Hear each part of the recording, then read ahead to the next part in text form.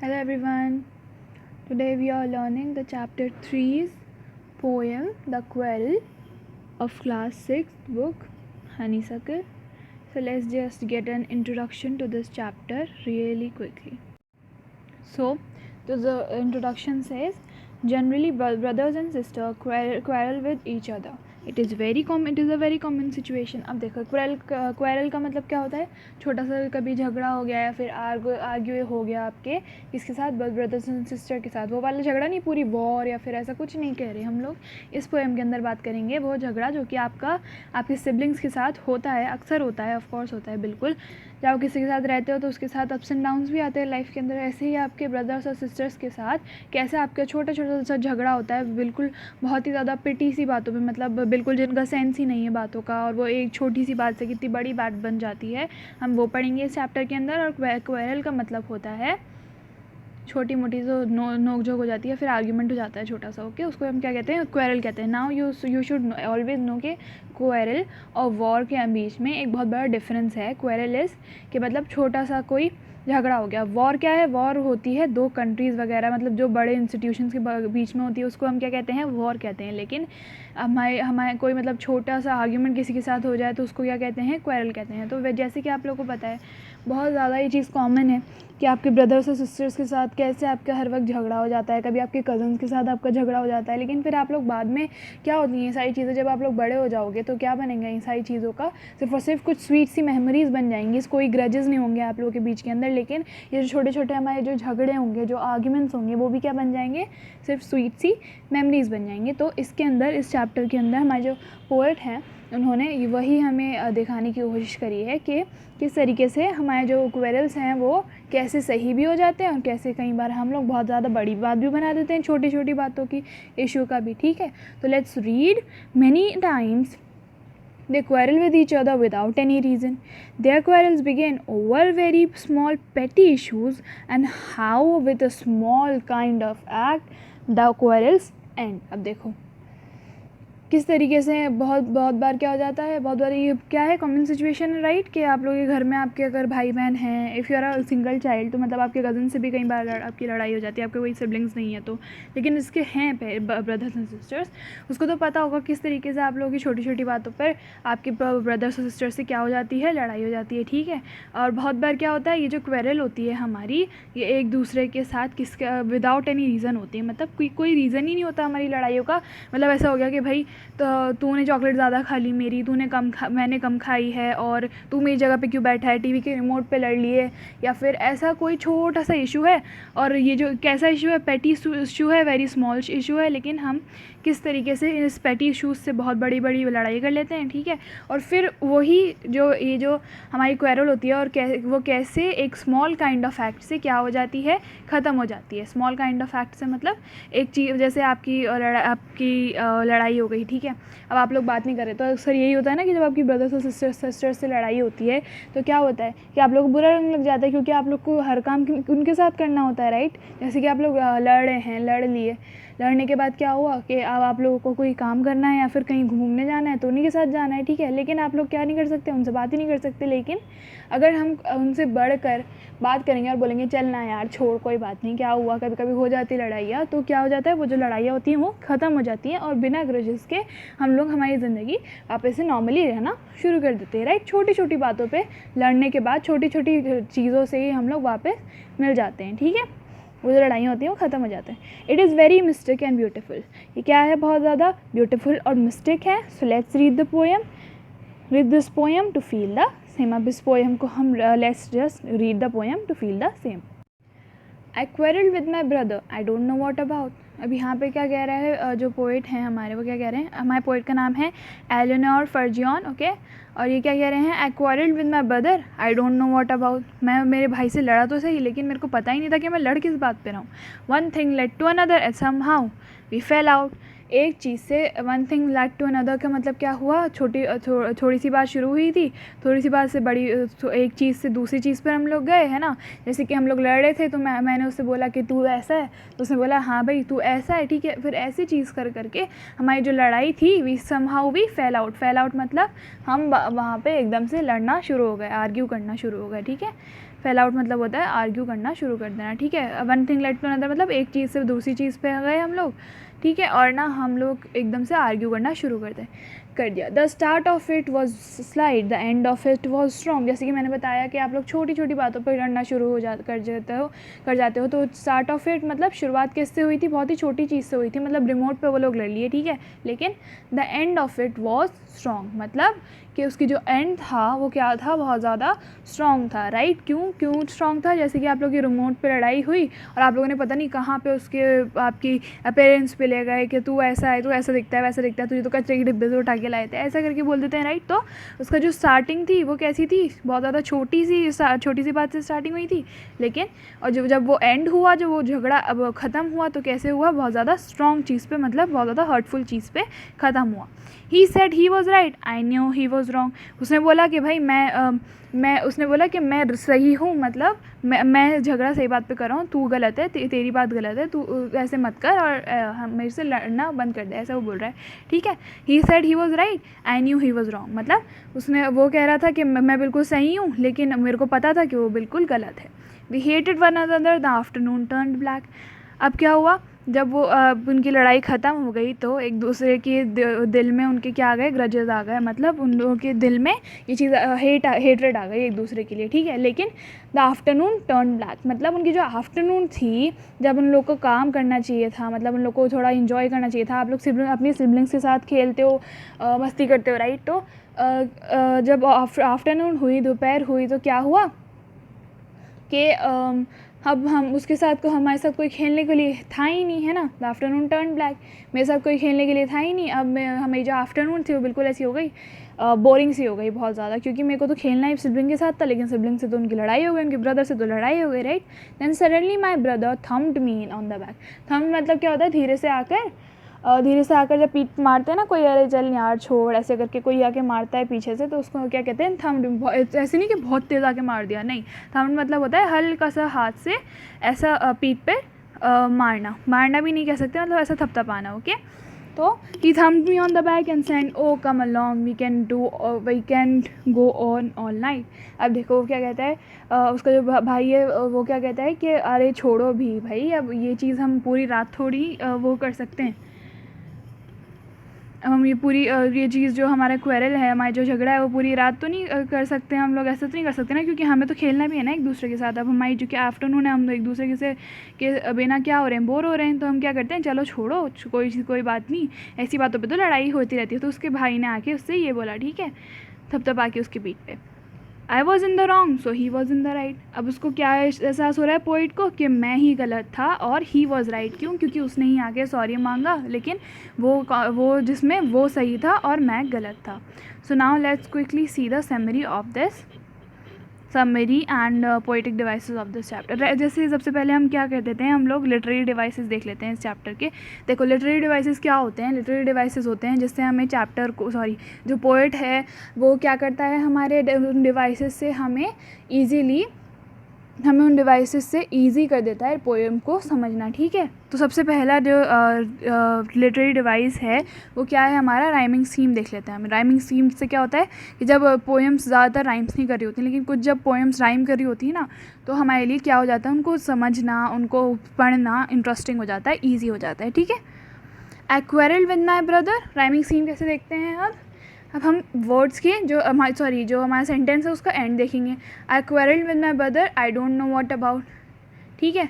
तो यहाँ पे हम क्या लिख देंगे, ए, और यहाँ क्या लिख देंगे, बी, क्योंकि अबाउट और ब्रदर क्या कर रहे हैं, राइम नहीं कर रहे, okay. So then we have one thing led to another. अब देखो अनदर जो है वो किससे राइम कर रहा है, ब्रदर से, ब्रदर अनदर, तो हम यहाँ क्या लिख देंगे, ए, ठीक है। And somehow we fell out, ठीक है। समहाउ वी फेल आउट का मतलब क्या हो गया कि हमारी आर्ग्यूमेंट हो गई, ठीक है। अब इसमें आउट और अबाउट क्या कर रहा है, राइम कर रहा है, तो ठीक है, कैसी हो गई यहाँ पे rhyming scheme B. Rhyming scheme B क्यों लिख दी हमने यहाँ पे, क्योंकि जो अबाउट और आउट है वो क्या कर रहा है, राइम कर रहा है। ओके, ब्रदर और अनदर राइम कर रहा था, इसलिए हमने क्या लिख दिया, ए और ए, ठीक है। और अबाउट और आउट क्या कर रहा है, राइम, तो इसलिए हमने क्या लिख दिया, बी लिख दिया। क्यों लिखा, क्योंकि जब ऐसा जैसे कोई ये वर्ड है, हमने इसको क्या डिनोट कर दिया था, ए। अब इसके जैसे जो भी सेम वर्ड होगा ना, उसको हम क्या दे देंगे, वही नाम दे देंगे जो हमने फर्स्ट लेटर को दिया था। ओके, तो ये ऐसा हो गया। अब आप देख लोगे कि सारे के सारे उसमें ऐसा ही है, राइमिंग स्कीम इसी तरीके की पूरी पोएम के अंदर, ए बी, ठीक है। तो इस चैप्टर की राइमिंग स्कीम क्या हो गई, ए बी, ठीक है। इस तरीके से इसकी राइमिंग स्कीम हो गई। तो now let's see the summary. Summary क्या होती है बेसिकली, मतलब अपन लोगों को बस बता देते हैं कि ऐसा ऐसा चैप्टर के अंदर, इजी वर्ड्स में बता देते हैं कि ऐसा ऐसा चैप्टर के अंदर हमारे जो पोएट हैं वो हमसे बताना चाह रहे हैं, कहना चाह रहे हैं। The poet quarrelled with his brother on some very petty matter, मतलब क्या हुआ कि जो पोएट था उसके भाई के साथ किस बात पे लड़ाई हुई, वेरी पेटी मैटर, मतलब जैसे कि मैंने बताया बहुत ही छोटी सी नोकझोंक, और ऐसा मतलब ऐसी बात पे लड़ाई हुई जिसका कोई सेंस ही नहीं बनता था, ठीक है। इट वॉज सो पेटी that now he does not remember what it was, मतलब वो इतनी छोटी बात थी कि पोएट को अब याद ही नहीं है कि वो है क्या चीज़, वो किस बात पे वो लड़े थे, ठीक है। One thing led to another, both of them felt that they were right. अब एक चीज़ से दूसरी चीज़ पे गए, मतलब धीरे धीरे करके क्या हुई, बात बढ़ती गई, ठीक है। और दोनों को ही क्या लग रहा था कि दोनों ही क्या थे, राइट थे। अब देखो, जब अपन किसी के साथ आर्ग्यू करते हैं तो हम आर्ग्यू क्यों कर रहे होते हैं, कि एक बोलता है कि नहीं भाई मैं सही हूँ, और दूसरा बोलता है कि नहीं भाई तू गलत है, मैं सही हूँ, इसलिए हमारी आर्ग्यूमेंट होती है ना। तो इसीलिए यहाँ पे क्या लिखा है कि उन दोनों को ही ये लगा कि वो दोनों ही क्या थे, राइट थे, दे बोथ वर राइट, मतलब वो दोनों ही सही थे उनकी बातों में। It had started as something small, वो कैसे शुरू हुई थी, वो बात बहुत ज़्यादा छोटी बात से शुरू हुई थी। It had become big in the end, अब वो कब कैसी बन गई, एंड के अंदर बहुत ज़्यादा बड़ी बात बन गई। शुरू कैसे हुआ था, बहुत ज़्यादा स्मॉल बात से शुरू हुई थी, लेकिन बड़ी एंड में कैसी बन गई, बड़ी बन गई। So they began to hate each other. अब देखो इस पूरे आर्ग्यूमेंट के बाद क्या हुआ, they both began to hate each other, ठीक है। हम दोनों को एक दूसरे से नफरत होने लग गई, ग्रजेस आ गए उनके दिल के अंदर, मतलब ऐसी नोकझोंक की वजह से कि भाई इसने ऐसा मेरे साथ कैसे कर दिया, अब मेरे दिल में ये होगा, अब है ना क्या बोलते हैं, मैं इसको बात नहीं करूँगा, और एंड ऑल दैट, ठीक है। और the afternoon became very tense and unpleasant for both of them.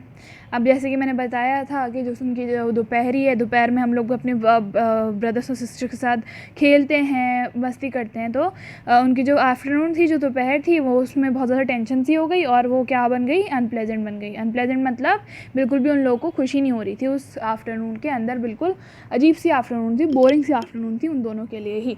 Then suddenly the poet's brother patted him on the back. अब जैसे ही वो ये सारी बातें सोच रहा है, तो उसका जो पोएट का जो ब्रदर है जिससे उसकी लड़ाई हुई थी, उसने जल्दी सडनली मतलब अचानक से आकर उसके ब्रदर के उस पर पैट करा, ठीक है। पैट करा मतलब उसके पीठ पे आकर थपथपाया, ठीक है। He said that the two of them could not go along like that for a long time. उसने क्या बोला उसके पोएट के ब्रदर ने कि भाई हम लोग कब तक ऐसा चलाते रहेंगे, अब हम ऐसे करेंगे तो हमारी जो लड़ाई होगी वो इतनी ज़्यादा लंबी तो जा ही नहीं सकती, क्योंकि हमें तो खेलना भी है ना एक दूसरे के साथ, ऐसा नहीं करना चाहिए, हमें छोटी छोटी बातों पे लड़ना नहीं चाहिए, और हमें ना अब देखो दोस्ती कर लेनी चाहिए वापस, ठीक है। It would be difficult to pass the night in that manner. अब देखो ये बहुत ज़्यादा मुश्किल, पोएट के ब्रदर ने उससे क्या बोला है कि बहुत ज़्यादा मुश्किल हो जाएगा अगर हम लोग ऐसे ही लड़के सोए तो, और हमारी जो नाइट है, जो हमारी रात है, वो ऐसे निकल ही नहीं पाएगी हमारी रात इस मैनर में, ठीक है। He said that it was his mistake, just then the poet felt that his brother was right. अब उसके जो ब्रदर था पोएट का, उसने क्या बोला कि भाई मेरी गलती थी, चल ठीक है छोड़, अब मैं सॉरी बोल रहा हूँ तेरे से, ठीक है। लेकिन उसी वक्त क्या एहसास हुआ पोएट को कि नहीं, उसकी मिस्टेक तो थी ही नहीं, वो ही राइट था, लेकिन जो पोएट है वो ही रॉन्ग था उसके आर्ग्यूमेंट के अंदर, ओके। तो we have done this summary, so now let's see the question and answer of this poem. So question number 1 is, with your partner try to guess the meaning of the underlined phrases. अब देखो यहाँ पे लिखा है कि इन meanings का, जिस पे अंडरलाइन हुआ हुआ है उनका मीनिंग निकालना है, इनका इन फ्रेसेस का मीनिंग समझना है। तो लेट मी टेल यू कि समहाउ वी फेल आउट, मतलब जैसे कि मैंने बताया था कि फेल आउट का मतलब क्या है कि फेल का मतलब था आर्ग्यू कर लेना, तो here is the answer. Fail out मतलब क्या हो गया, क्वेरल्ड और आर्ग्यू, ठीक है। द सेकेंड क्या है sentence, the afternoon turn black मतलब जो आफ्टरनून थी उनकी क्या हो गई, बिल्कुल स्पॉइल हो गई और वेस्ट हो गई बैड और टेंस्ड मूड की वजह से, ठीक है। इसका मतलब ये हो गया। So now the next question is read these lines from the poem, discuss with your partner what these lines mean, ठीक है। फर्स्ट लाइन क्या है, one thing led to another, मतलब जैसे कि मैंने आप लोग को इसका मतलब क्या बताया था, इसका मतलब था कि बात धीरे धीरे छोटी छोटी बात से बड़ी बातों पे वो लोग का आर्ग्यूमेंट बढ़ने लग गया, ठीक है। देन द सेकेंड सेंटेंस का आंसर क्या है, the start of the it was slight मतलब छोटी बात से शुरुआत हुई थी, the end of it was strong बहुत बड़ी बात पे जाके वो उनकी लड़ाई रुकी। द आफ्टरनून टर्न ब्लैक मतलब उनकी जो आफ्टरनून थी वो बहुत ज़्यादा स्पॉइल हो गई बिल्कुल, क्योंकि उन लोगों को तो एक दूसरे के साथ खेलना रहता था, बट कि वो लोग इस आर्ग्यूमेंट के साथ एक दूसरे के साथ नहीं खेल पाते थे, ठीक है, नहीं खेल पा रहे थे, ठीक है। Thumped me on the back, thumbed me on the back का मतलब क्या हो गया, वो पीछे से उसका भाई आया और उसकी पीठ पे ऐसे धीरे धीरे थपथपाया कि भाई अब छोड़ कोई बात नहीं। So let's just see the answers to this, here we go. First का आंसर क्या है, one thing led to another, during the argument one thing led to another मतलब आर्ग्यूमेंट के बीच के आर्ग्यूमेंट जब चल रहा था तभी एक चीज़ से दूसरी चीज़ पे ये लोग बड़ी होती गई बात, ठीक है। द सेकेंड का क्या है, the start of it was slide, the start and cause of the quarrel was पेटी एंड स्मॉल मतलब जब उनकी लड़ाई शुरू हुई, आर्ग्यूमेंट शुरू हुई तो बहुत ज़्यादा किस बात पे शुरू हुई थी, पेटी बात मतलब जिसका कोई सेंस ही नहीं था और बहुत ज़्यादा छोटी बात पे उनकी क्वारल शुरू हुई थी, ठीक है। Then the third is the end of it was strong मतलब the quarrel ended on a sour note which had a long lasting effect मतलब वो उनकी जब जो उनकी आर्ग्यूमेंट ख़त्म हुआ वो किस बात पे ख़त्म हुआ, आर्ग्यूमेंट वाली बात पे ख़त्म हुआ। सॉर नोट मतलब खट्टा नोट नहीं, इसका मतलब सॉर नोट मतलब खट्टा नोट नहीं हुआ, मतलब उनके दिल दुख गया उनकी एक दूसरे की बातों से, ठीक है, और उसका बहुत ज़्यादा लंबा इफेक्ट रहा उनके दिल पे, ठीक है। Then the fourth is the afternoon turned black मतलब the quarrel spoiled the mood of the quarreling persons and the afternoon became intolerably sad, ठीक है। अब जब क्वेरल बिगिन हुई तो उनका सबका मूड ख़राब हो गया और उनकी जो आफ्टरनून थी वो कैसी बन गई, बहुत ज़्यादा दुख वाली बन गई, ठीक है। और द थर्ड वन क्या है, फिफ्थ वन क्या है, thumped me on the back मतलब patted on the back in an amiable manner मतलब पीछे से आके थपथपाना बहुत तेज़ नहीं, एमिएबल मैनर मतलब बिल्कुल धीरे धीरे, okay. So let's see the third. So the third question is describe a recent quarrel that you have had with your brother, sister or friend. How did it start? What did you quarrel about? How did it end? अब देखो ये वाला question तो आप लोग बहुत ज़्यादा easily खुद से ही कर सकते हो, बट स्टिल मैंने ये क्वेश्चन करके मेरे तरीके से कर दिया, ओके, इस क्वेश्चन को, ठीक है। So now we have the answer to this question as Sunil is my best friend in school. Sunil जो है वो मेरा बेस्ट फ्रेंड है स्कूल के अंदर। मैंने उसको इनवाइट करा था बर्थडे पार्टी में, लेकिन वो he did not turn up मतलब वो आया नहीं, ठीक है।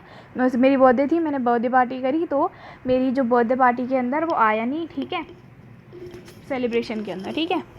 Suddenly he started behaving awkwardly and in our relationship turn bitter मतलब एकदम से उसने जैसे नॉर्मली वो बिहेव करता था मेरा बेस्ट फ्रेंड की तरह, वैसा वो बिहेव नहीं कर रहा था और वो ऑकवर्डली बिहेव कर रहा था और हमारा जो रिलेशनशिप था वो बहुत ज़्यादा उसमें क्या आ गए, ग्रजेस आ गए। टर्न बिटर मतलब क्या हो गया, बहुत ज़्यादा उसके अंदर क्या आ गए, ग्रजेस आ गए, बहुत ज़्यादा वो लोग दूसरे के बारे में हेट्रेड रखने लग गए दिल के अंदर, ठीक है, कि उसने ऐसा वैसा क्यों करा, मेरी बर्थडे पार्टी में क्यों नहीं आया, है ना, ये सारी चीज़ें। At the school next day we had an argument about the incident. अब देखो जब वो नेक्स्ट डे हम लोग स्कूल में गए तो हम लोगों के बीच में क्या हुई, लड़ाई हुई इस इंसिडेंट के बारे में, मतलब ये जो चीज़ हुई कि वो क्यों नहीं आया बर्थडे पार्टी के अंदर। We both didn't talk to each other for a few days, ठीक है। क्या हुआ, हम दोनों ने एक दूसरे से बात ही नहीं करी बहुत सारे कुछ दिनों के लिए, लेकिन both of us remain tense and sad on those days.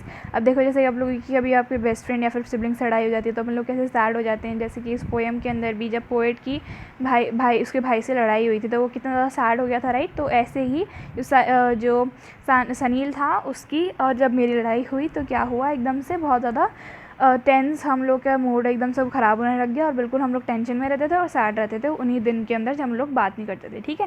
Since we were missing each other we decided to patch up मतलब हम लोग जब एक दूसरे को बहुत ज़्यादा मिस करने लगे तो हम लोगों ने क्या करा, हम लोगों ने क्या डिसाइड करा कि हम लोग वापस मिल जाएंगे। पैचअप का मतलब क्या होता है, वी डिसाइडेड टू पैचअप, मतलब हम दोनों एक दूसरे से वापस बात करने लग जाएंगे, फिर से बेस्ट फ्रेंड बन जाएंगे, मिल जाएंगे। Okay, therefore we confronted each other and resolved our differences amicably. ठीक है, अब जब क्या हुआ, कन्फ्रंटेड ईच अदर मतलब एक दूसरे के सामने गए हम लोग, ठीक है, और हमने हमारे जो डिफरेंसेस थे, जो हमारी अलग अलग बातें थी, जो हमारे ग्रजेस थे, उनको हमने क्या कर लिया, रिजॉल्व कर लिया। ठीक है, सही कर लिया, बिल्कुल हमारी लड़ाई को ख़त्म कर दिया। ठीक है, we shook hands and hugged each other and promised to renew our friendship in a fresh manner. ठीक है, अब हमने हाथ मिलाए, ठीक है, हग करा एक दूसरे को, और फिर क्या हुआ कि हमने अब हमारी जो फ्रेंडशिप है उसको नए मैनर में शुरू करने का प्रॉमिस करा। Okay, so this was a very beautiful story of two brothers and it's not a story, okay, it was a poem.